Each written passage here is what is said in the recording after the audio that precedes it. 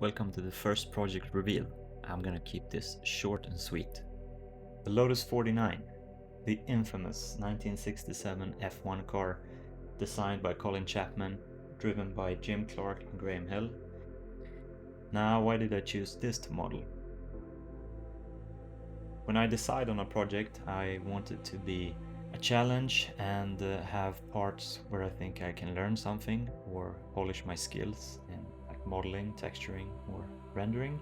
And I think this model is kind of obviously challenging because if you have all of this exposed engine and gearbox here in the rear, then you have these hand-formed old panels in the front, which are kind of simple, but it can be hard to get that correct look.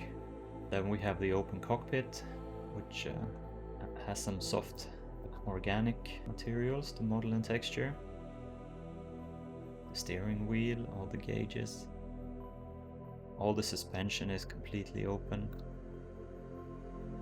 It's gonna present certain challenges and it's gonna be fun to make it look realistic. The idea to model this came to me a couple of years ago when I visited a vintage race meet called Velodromloppet in Sweden. It's a race weekend where they race all kinds of vintage vehicles, and when I saw this kind of open wheel engine out in the free type vehicle, I instantly knew that one day I have to make this. When going to these meets, you can walk freely in the paddock, and that's where they park the cars between races. You can have these super up-close experiences with the cars, which is very, very fortunate for us. We want to take reference images. So here you can see a good reference of a tire. You can see gearbox and engine and everything. Some nice shots of the gauges in the Formula car. When I take these images, I look for materials and light to hit in a certain way, so they are not only taken to be nice photographs, but they are also reference material for texturing and rendering. This image right here is from the car that sparked the idea in my head. I love the open suspension, the details in the cockpit with the canopy going around it. This is not a Lotus 49, but it's a very similar car.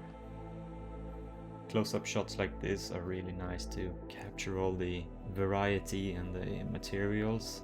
I think metals can be particularly tricky to get right, so reference images like these are very nice to have in the library.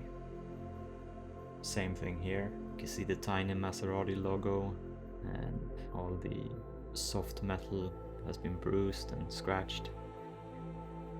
It's also nice to have some images of some accessories, not only mechanical parts, but some leather, organic stuff.